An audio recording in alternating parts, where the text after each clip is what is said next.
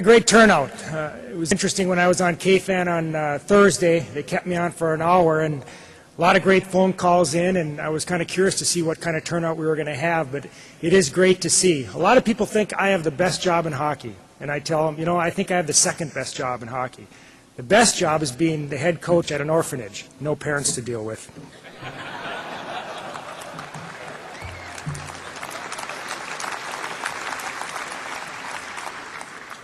But I think I really have a pretty unique experience with this as well.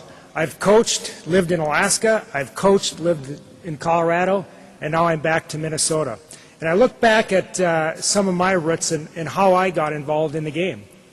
I grew up in a small town called Big Fork. Most of you probably have never heard of it, just north of Grand Rapids. And when I moved to Grand Rapids, I was 9 years old in third grade. I'd never skated before. But I was thrown in a neighborhood with kids who played hockey, played multiple sports, played basketball through sixth grade, and then I had to make a decision. A 5'11" guy with a heel-toe vertical, should I play basketball or should I play hockey? And fortunate for me, I chose hockey. But I look back and how and why a community like Grand Rapids, we won a couple state titles. We were able to have, I believe, 13 Division I hockey players off our 1976 team went on to play college hockey. And why was that? Number one, we had great coaches. Gus Hendrickson, Mike Surdich, Jim Nelson. We had great youth coaches. And the thing that I go back to, what I remember all the time, is we had fun. Hockey was a great sport to play. We spent all of our time on skill development. We didn't do skating drills at the end of practice. We spent all of our time on getting better and better and better. And it paid off when we were at the high school level. It wasn't so caught up in winning at the youth level. When I was a youth player, we never came out of a district, but yet we were able to have success at the high school level.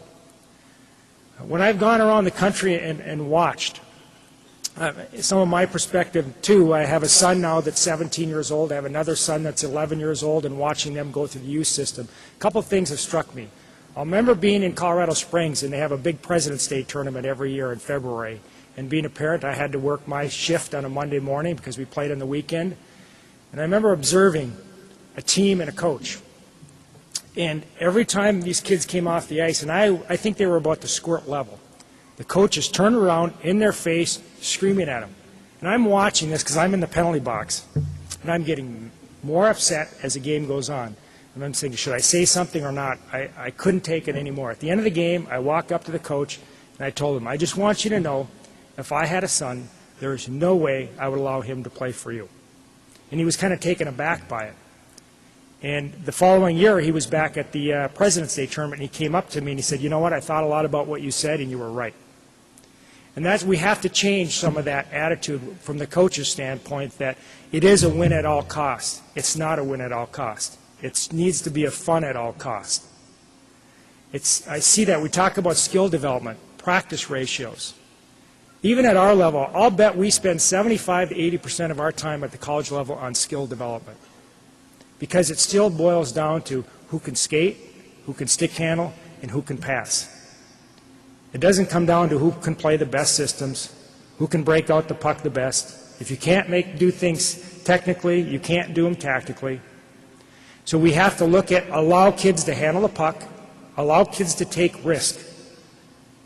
I look back at the repetitions that we had as a youth player were formed on an outdoor rink without a coach there. And so you try to move 100 times at the blue line, and if it got stripped from you 90 times and it ended up in your net, all you did is take the puck out of your net and go play again. There was nobody yelling at you, screaming at you, get the puck in deep, don't make that move, we might lose the game. It doesn't matter if you win or lose. We have to keep the game in perspective, keep it for the kids. That is the most important thing I see. Allow them to get better, teach skills, teach skills, teach skills. Don't be concerned during the year whether you win or lose. Last time I looked, a Pee Wee coach is not going to be up for an NHL job because they were 65-2. From the parent perspective, sitting up and watching, I usually sit off in the corner when I'm at my kids' youth games, and I kind of sit and laugh and chuckle. how into it parents get. It's like their whole self-worth is being determined in Johnny or Jenny at 8 or 9 years old, whether they're going to win or lose the game, whether it's yelling at officials, and we wonder why 50% of the officials quit. I don't know why you'd be an official in this day and age with parents yelling at you all the time. I mean, we have our college meetings every year. I'm sure at the NHL meeting they have their meetings every year, and the same thing's talked about, officials. These are professionals. They do it for a living. And we get worried about a 14-year-old kid making a bad call in a game. Who cares? Because most kids, when they leave the rink, what are they concerned about? Are they concerned about whether they won or lost? No, they're not. They walk out of the rink, number one, they're more concerned with what the snack's going to be. And two, they want to know when they can go play. They're not concerned whether they won or lost. So we have to keep it in perspective. And I always say we should have our kids involved in the great game of hockey because of the social, the physical, allow them to have fun, be a part of a team. Not to be there so I can get a scholarship someday, not to be there so hopefully they can play in the NHL someday. If you're concerned with that, take all that money you're going to spend starting at 7 years old, put it in the bank, invest it. I guarantee you, you will have your scholarship by the time your son or daughter is a senior in high school. So we have to, those are important concepts. The other thing is I get a kick out of 5'7" dad and 5'4" mom, and they think their son is going to be in the National Hockey League. Well, I got news for you. Genetics plays a role. Unless the milkman came over, I don't think your son's going to be 6'3".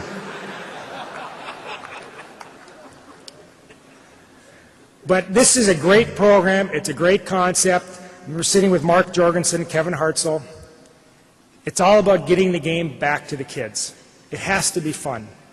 When I played sports as a youth, all the sports I played, it was fun.